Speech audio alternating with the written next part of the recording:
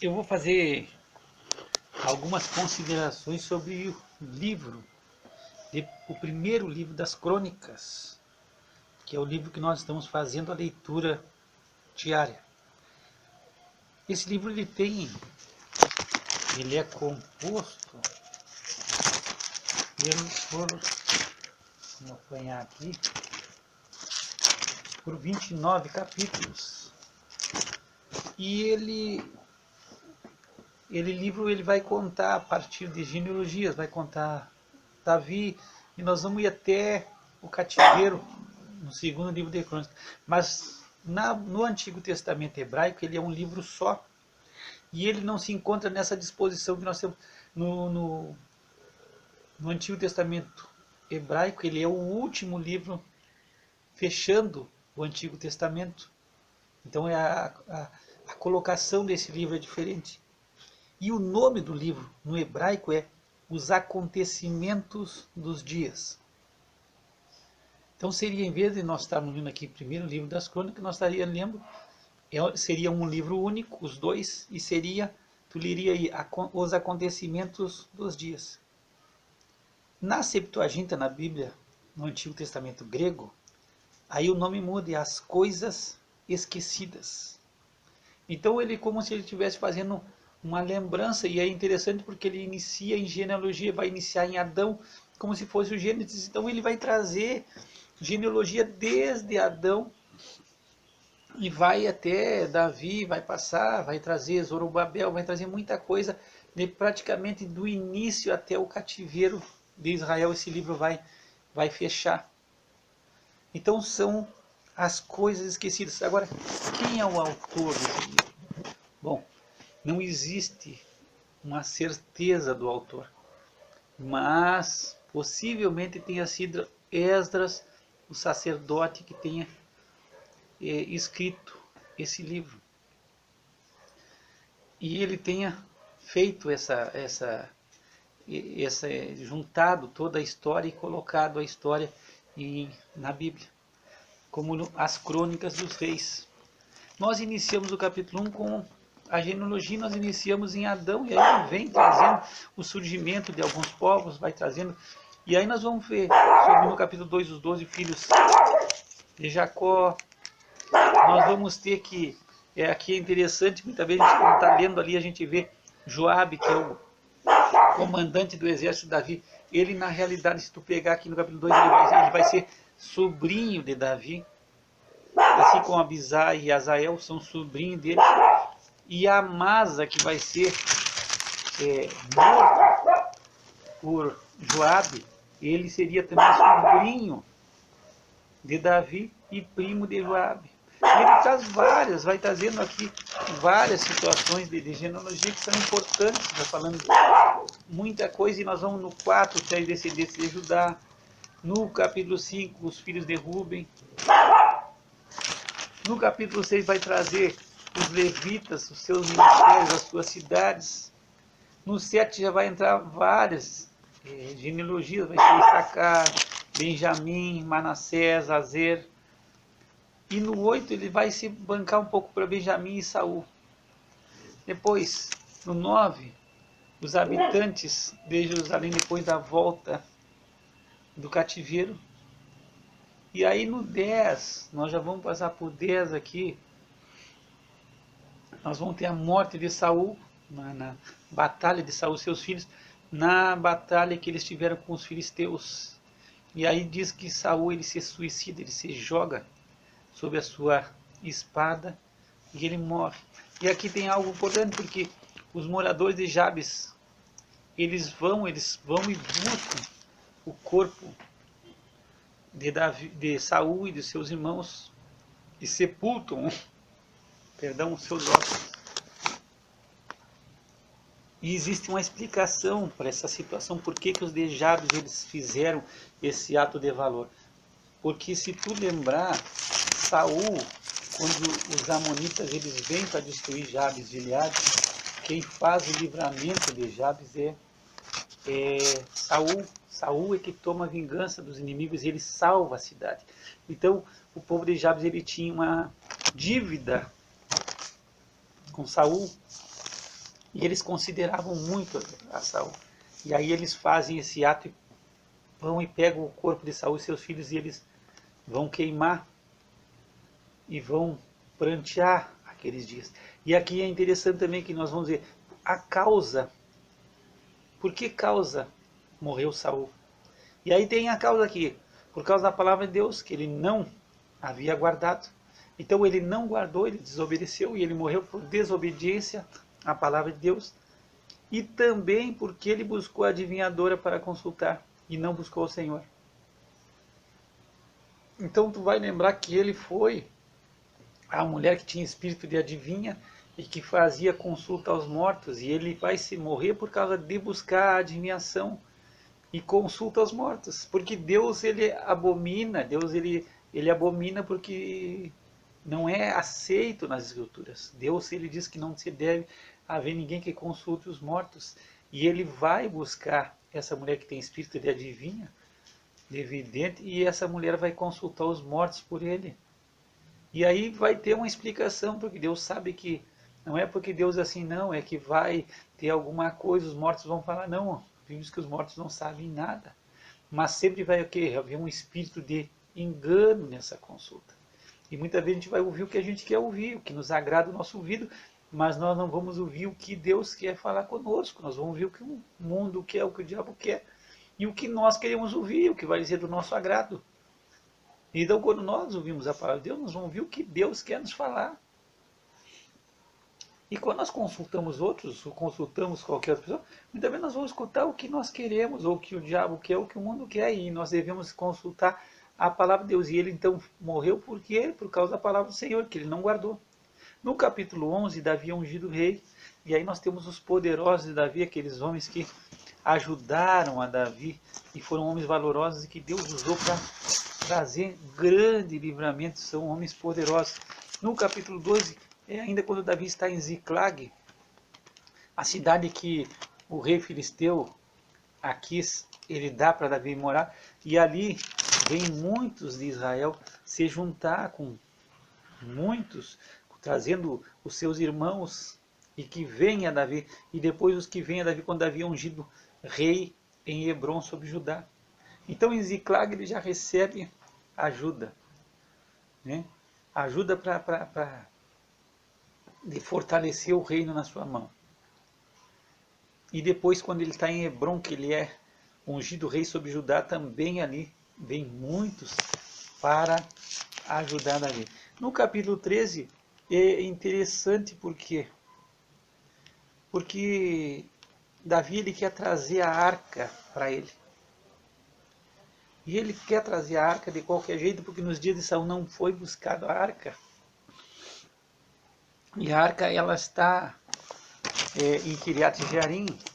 E aí Davi se prepara, fazem festa, reúne, fazem um carro de boi, e aí Uzai e Aiô estão guiando o carro.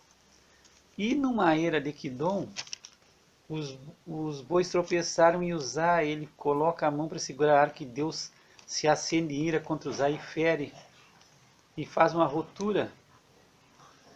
E ele abre uma brecha em Uzai, e aí aquele lugar vai ser chamado Pérez. Uzai e Pérez seria rotura, brecha.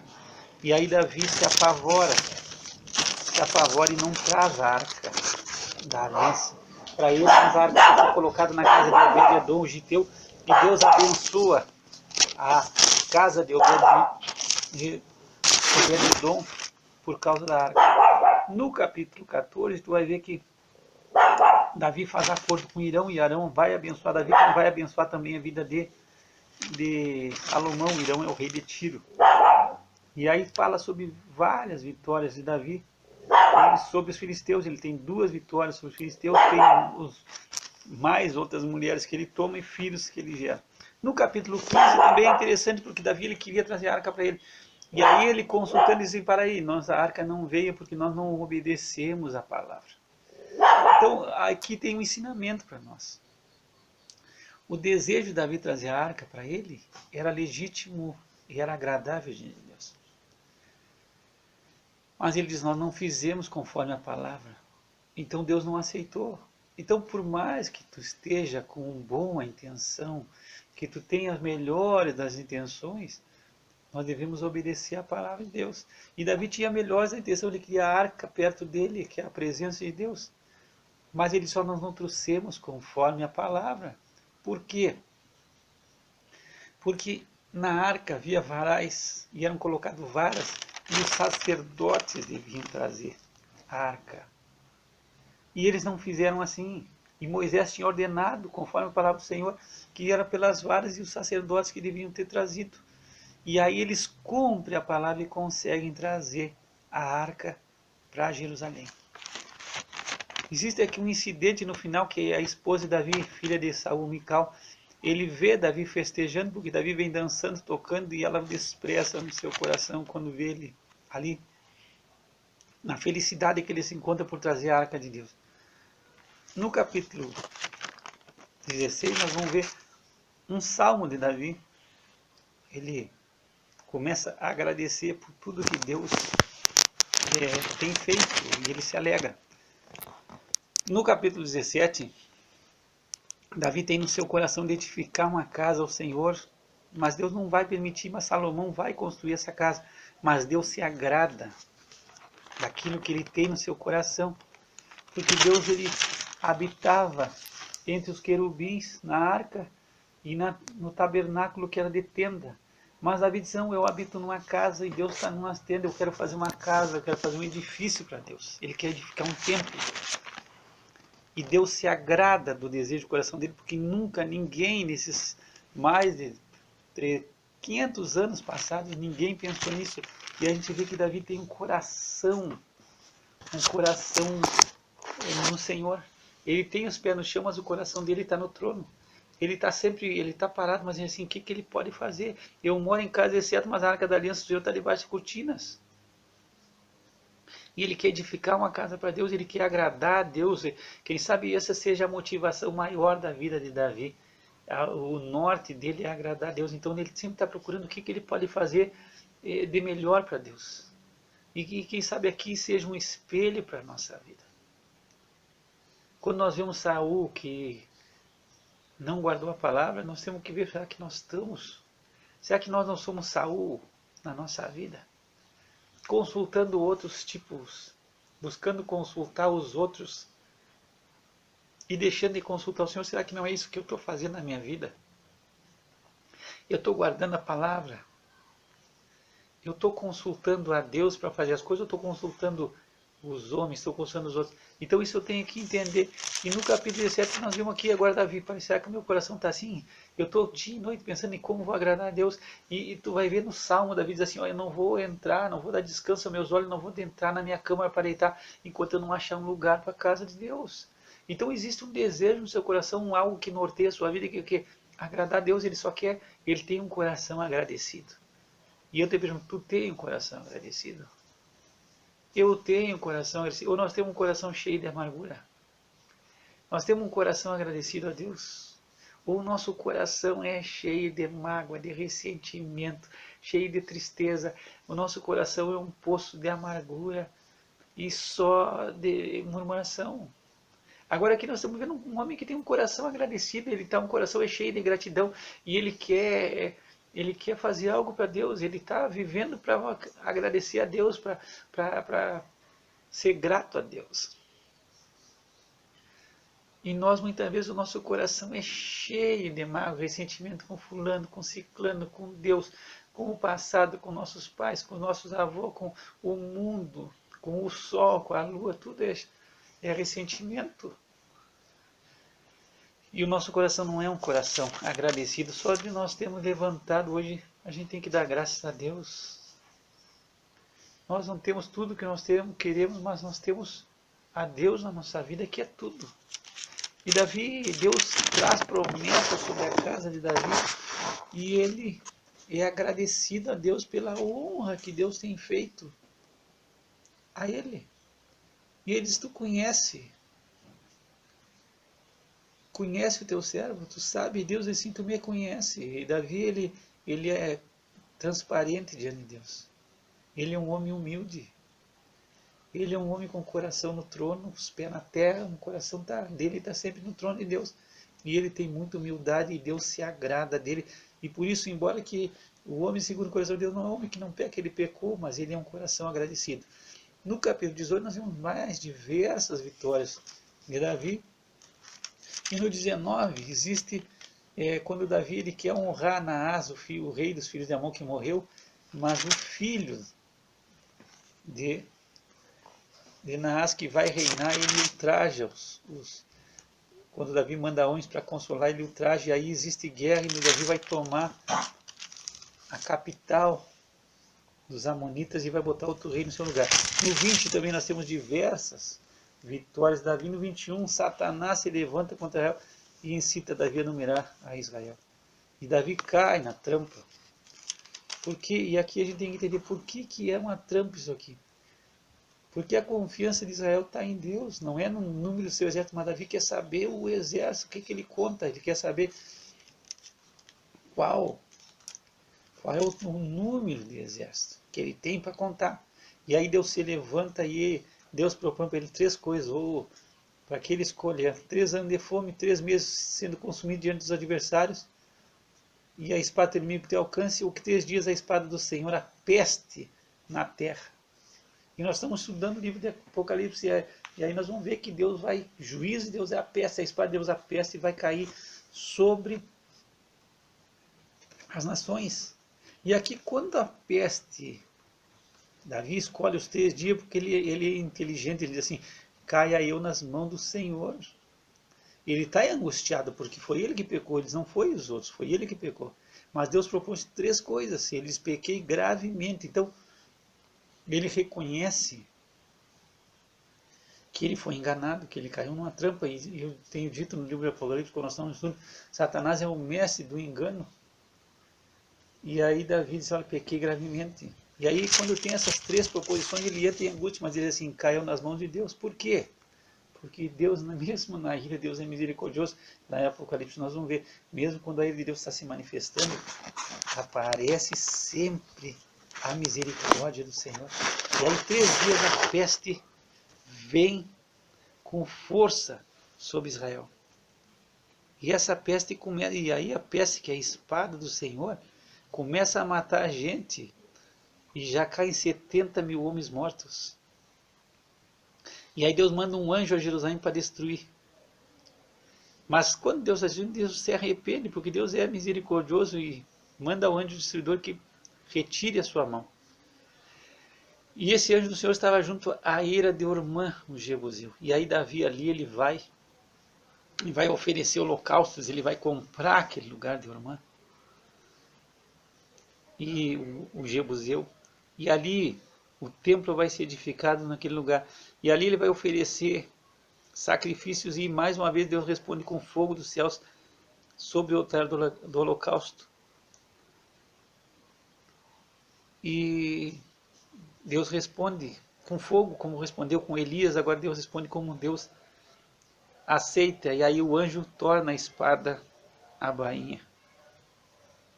Agora, Davi, ele está apavorado.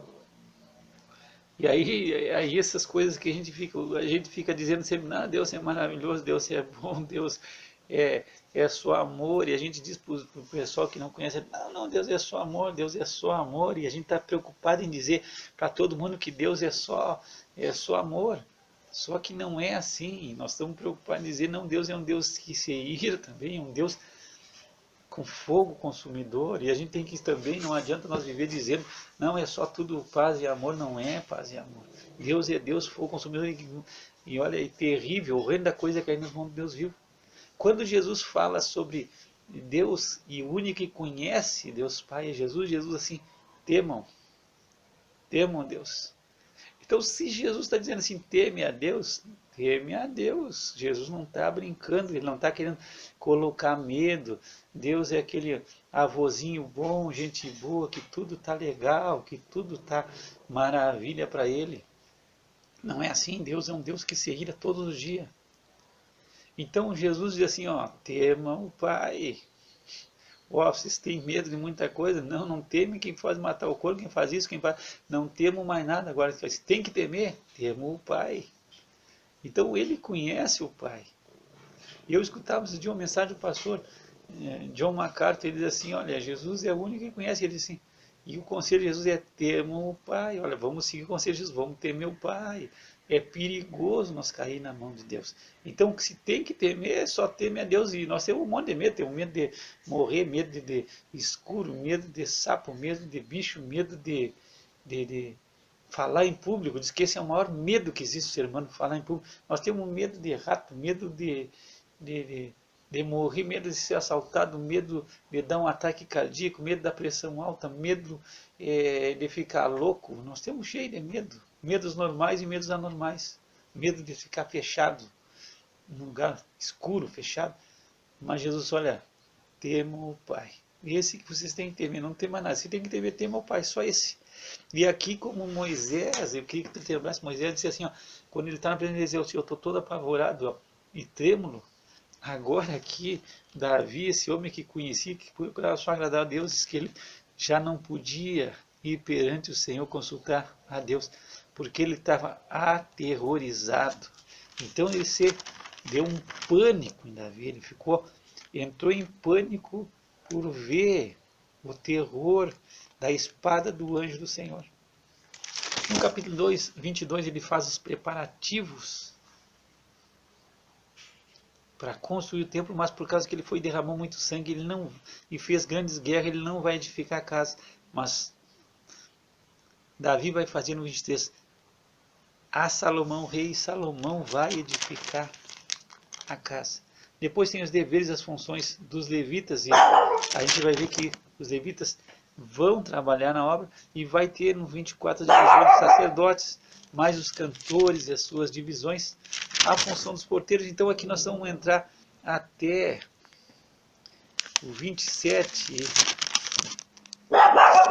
O 27 vai ser o trabalho no templo. Aí vai ser a divisão, cantor, porteiro, quem vai guardar, quem vai fazer a obra do sacerdote, vai ser tudo, nesse momento vai estar sob isso aí. Então vai ter de tudo, vai ter, todas as coisas são organizadas. No capítulo 28, Davi vai dar conselhos aos príncipes e a Salomão. E aqui tem uma coisa interessante no 9, ele diz assim, ele chama Salomão, tu, meu filho Salomão, conhece o Deus de teu pai.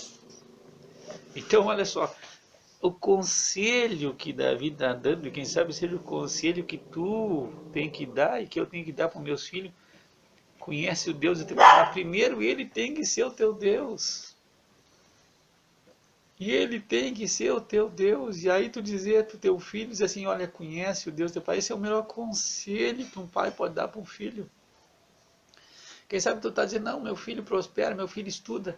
A minha mãe, o que eu me lembro da minha mãe, embora que ela tenha morrido e eu era pequeno, mas uma coisa que eu me lembro, a mãe dizia assim, estude, que é a única coisa que eu vou deixar para vocês, e é isso. Ela não tinha nada, não tinha riqueza, ela não tinha posse, não tinha nada, mas ela só dizia assim, estude, que é a única coisa que eu vou deixar para vocês é que vocês tenham estudo. E aqui, Salomão não está dizendo para Davi, olha, Davi, estuda, olha, estuda. Não, ele diz assim, conhece o Deus de teu pai. Isso é o principal. Conhece a Deus. E aí ele diz assim, serve a Deus com o coração perfeito, com alma voluntária, faz as coisas de boa vontade, não é por obrigação. Então a alma voluntária é uma disposição que existe no coração, que houve no coração de Davi sempre, era coisa de iniciativa dele, era de fazer era voluntário. Muitas vezes você pede voluntário e não se acha voluntário, tem que ser feito, as coisas são tudo feitas por obrigação. Mas aqui Davi, ele diz assim, serve a Deus com uma alma voluntária, agora teu coração seja perfeito. E aí ele diz por quê? Porque Deus esquadrinha os corações. Ele entende todas as imaginações dos pensamentos.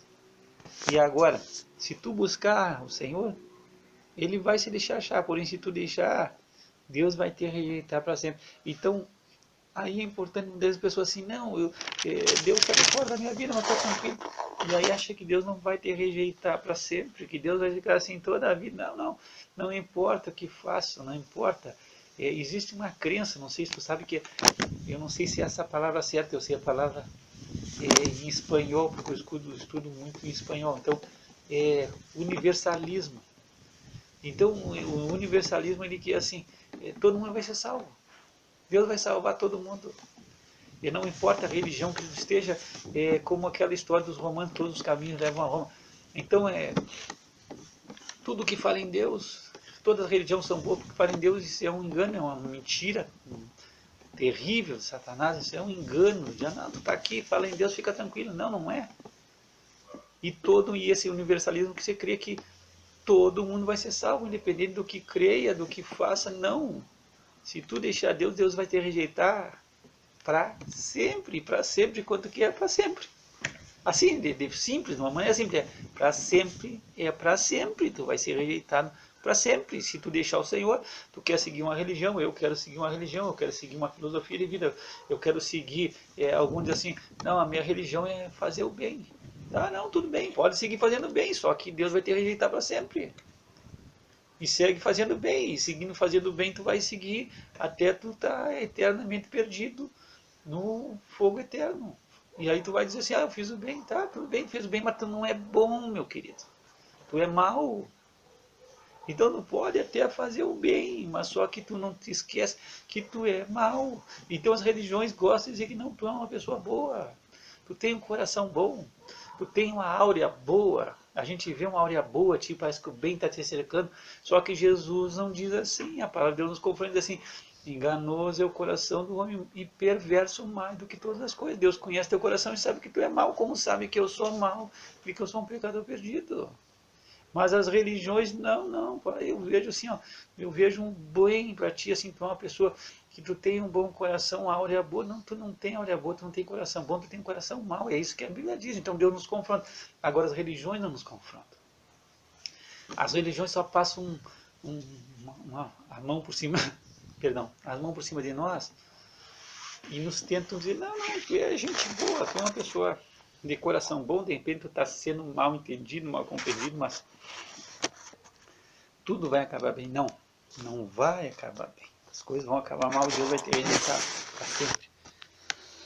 Também Davi da Salomão dizendo do templo, e no 29, as coisas que Deus deu a Davi, e Davi consagra ao Senhor. E aqui tem algo tremendo de Deus para ti aprender e para mim aprender. Porque Davi dedica muitas coisas ao Senhor, muito do que ele juntou, ele quer entregar de coração voluntariamente. Ele não é que Deus está pedindo, Deus não está requerendo nada, mas ele voluntariamente está dando. E aí no 12, no 29, 12, ele diz assim, as riquezas e glória vêm de diante de ti. Deus é que dá a riqueza e a glória. E Deus domina sobre tudo. Na mão de Deus está a força e o poder, e na mão de Deus está a engrandecer e dar força a tudo. E aí Davi diz assim, agora pois, ó Deus nosso, graças te damos e louvamos o nome da tua glória. E aí ele já se coloca, quem sou eu, quem é esse povo? Para que nós pudéssemos oferecer alguma coisa para ti. Aí ele diz, aí ele tem uma palavra maravilhosa que está aqui no versículo 14. Tudo vem de ti, e do que é teu te damos desejo. Nada é nosso, do Senhor é a terra, a sua plenitude. Então, tudo vem do Senhor. E aí muitas vezes tu está aí, não, as minhas coisas, o meu. E Davi diz assim, tudo vem de ti. E do que é teu nós estamos te entregando, nós estamos só te devolvendo. Muitas vezes nós achamos que nós somos dono de alguma coisa. E ele vai dizer que vem tudo da mão de Deus. E é tudo tua, todas as coisas são tuas. Então, são coisas interessantes que nós aprendemos nesse livro de crônicas e que podem mudar a nossa vida. E ele pede para que Deus conserve isso no coração, no intento dos pensamentos do coração do povo dele, e que Deus encaminhe o coração ao seu povo. E pede a Deus pelo teu filho, como tu tem que orar pelo teu filho até nossos filhos. Não, vocês têm que viver a vida de vocês, agora deixa nós viver a nossa. Mas não é assim. Quando eles tiverem filhos, eles vão se dar conta. Davi está orando por Salomão e diz assim, dá ao meu filho um coração perfeito. E o desejo dele o quê? Salomão tem um coração que guarde os mandamentos, os testemunhos, os estatutos, tudo, que guarde as coisas de Deus. E ele está pedindo isso a Deus. Então nós vamos orar pelo nosso coração, vamos estar clamando pelos nossos filhos sempre, para que Deus os abençoe. Eu espero que tu desfrute da leitura, que tu tenha alegria e gozo na leitura do livro de Crônicas e que tu possa aprender as verdades profundas que existem nessa palavra. Principalmente que tudo é de Deus. O que tu tem na mão aí é de Deus. Vem de Deus, e quando tu está entregando qualquer coisa a Deus, tu está dando o que é de Deus para Deus. E que tu tem que ter um coração voluntário, que não é porque estão te pedindo ou estão te obrigando. Tu tem que estar no coração sempre assim, o que eu posso fazer para o Senhor hoje? Quando você levantar de manhã, Senhor, tu aqui, o que tu quer que eu faça? O que eu posso fazer? O que eu estou aqui? É se dispor, é ter um coração voluntário a Deus. Isso agrada o Senhor, é se colocar. Paulo fala que esse é o nosso sacrifício racional, nosso culto racional, é quando nós sacrificamos nossa vida no altar e oferecemos o nosso corpo para que Deus use as mãos, os braços, os olhos, a boca, a mente, os ouvidos, os pés, que Deus use para a glória dele. E que tu possa desfrutar muito da leitura desse livro em nome de Jesus. Pai, nós te damos graça, nos dá um coração perfeito para contigo, nos dá um coração perfeito e uma alma voluntária, uma alma que se dispõe, que não precisa estar sendo cobrado, forçado, mas que faz as coisas com disposição. Nos dá esse coração perfeito para guardar os teus mandamentos, os teus estatutos, e nos dá filhos, Senhor, que tem um coração perfeito para contigo. Filhos que guardem os teus mandamentos, os teus estatutos, os teus testemunhos, através do nome santo de Jesus. Que o Senhor te abençoe e te guarde, que o Senhor faça resplandecer sobre ti o teu rosto, tenha misericórdia, que o Senhor levante seu rosto sobre ti e te dê a paz, graça e paz da parte de Deus nosso Pai e do Senhor Jesus Cristo.